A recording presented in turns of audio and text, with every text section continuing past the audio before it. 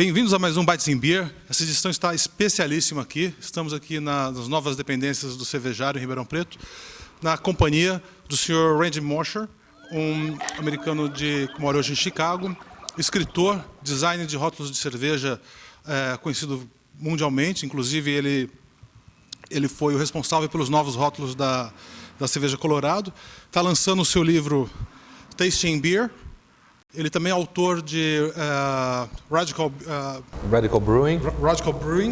Ambos os livros podem ser encontrados na... E The Brewer's Companion também, tem 3 livros. The Brewer's Companion, legal, bacana.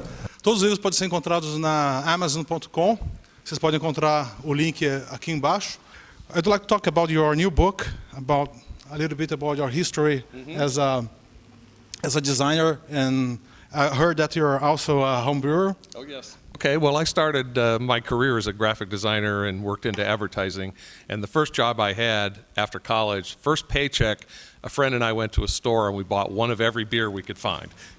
So I had the beer fever very early. You know, one thing led to another, and that sort of turned into my first book, which was all about kind of how to formulate recipes and how to control your brewing and to work with the parameter, work with time and temperature and ingredients to make. How was it called, your first book? It was called The Brewer's Companion. And then at that point, it was about 1990, and my agency was having business trouble, and they let a lot of people go, including myself. And at that point, I knew other home brewers who were starting small breweries, and they knew that I did design work, and all of a sudden, I have a little business. I would like you to help us to learn and to experience more of a beer, and learn a little bit of the basics of a sensory evaluation. Sure. Bem, gente, hoje nós vamos começar a nossa experiência gustativa tomando algumas cervejas em que o Sr. Mosher vai nos ajudar a conhecer, a experimentar um pouco mais. So yeah, we were trying to choose beers that people could actually find down here and taste, and what we're trying to show you is some of the range of flavors and aromas. That's one thing really great about beer, is that you have this immense range in strength and in color and in bitterness and in maltiness and sweetness. For most of the people in the world, it's pale and yellow and fizzy.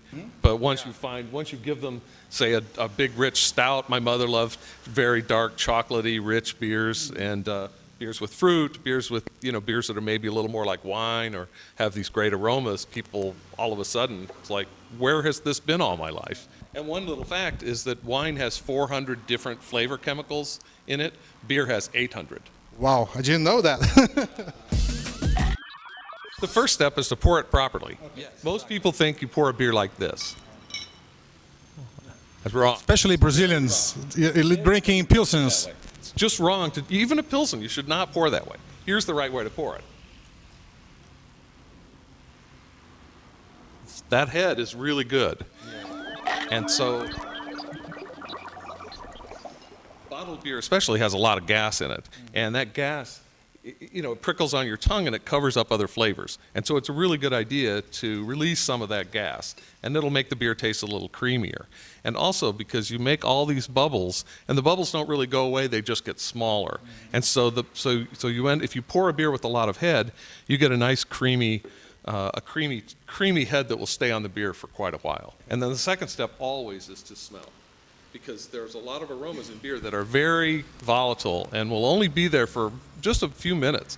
And if you don't smell it right away, you may miss some things. The next thing you can notice is mouthfeel and texture. But beer, because it has carbonation, because it has proteins and sugars in it, it has a texture that's very, very important for enjoyment and for pairing with food and from styles to styles. Why don't we talk a little bit about different foams? Brewers really pay a lot of attention to that foam, but typically wheat is an ingredient that gets added even in some beers that are not wheat beers, just because it really makes the foam nice. And how does hop interfere with foam? Proteins and the chemicals that are in hops, the tannins, like to bind together. Yes.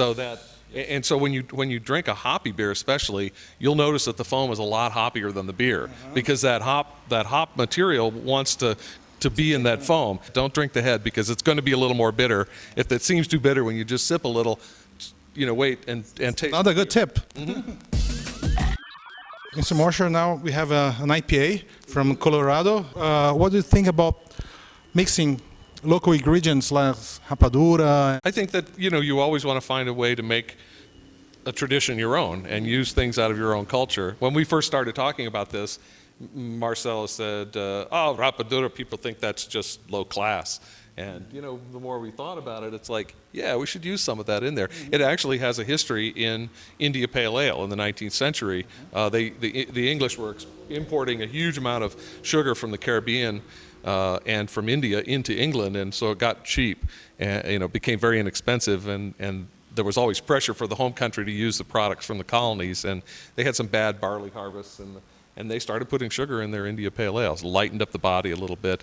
Sugar, when you add sugar to a beer, it doesn't make it sweeter because sugar ferments, it makes the beer drier. So it's different than what you might think. When you see sugar, you think, oh, that would be sweet, but it's the opposite. Shall we have a taste?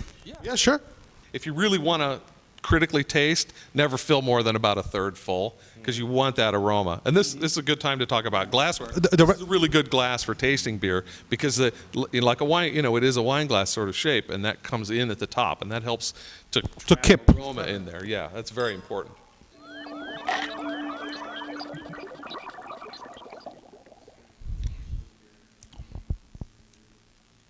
You get that nice kind of almost a burnt sugar sort of flavor from that crystal malt. That's sort of the dominant malt in there. A little bit of a clean, sweet, bready malty, but that burnt sugar, I think, is and it's, chefs would talk about layering flavors. So you put one flavor in, and then you bring that flavor back in a different form, and you put it on top. And I think that's going on in this beer because we have that caramel malt that has that burnt sugar character. And then, of course, we're actually using burnt sugar. You taste sweetness or saltiness or sourness, and that's pretty quick.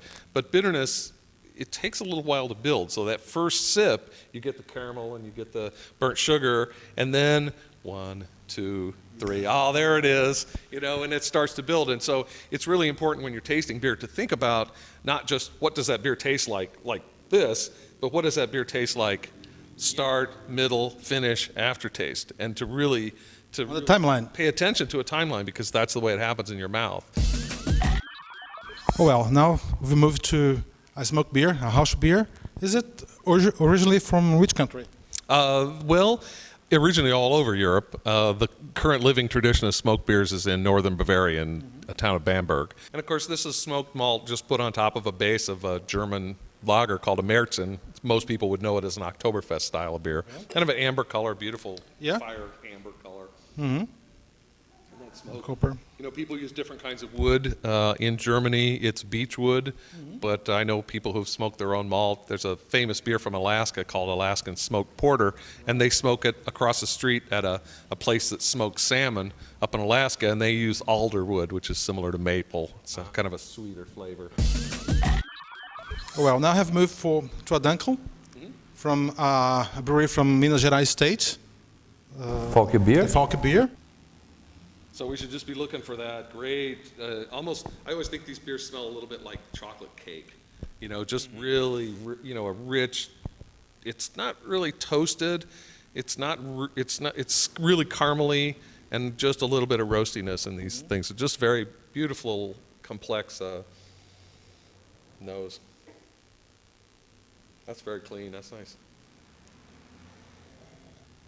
Gente, foi isso aí. Obrigado pela audiência do Bytes and Beer. Dessa vez fomos aí abrilhantados pela presença do Sr. Randy Mosher aqui. E não perca o próximo episódio, nós vamos experimentar cervejas interessantíssimas que foram trazidas aqui pelo Randy, feitas por você. E também feitas por você algumas. Pela gente aqui. Mr. Mosher, thank you very much for being on our show. It was a great honor and a great pleasure to have you here. Well, thanks so much, Joseph. It's great to be here. Pleasure. See you guys.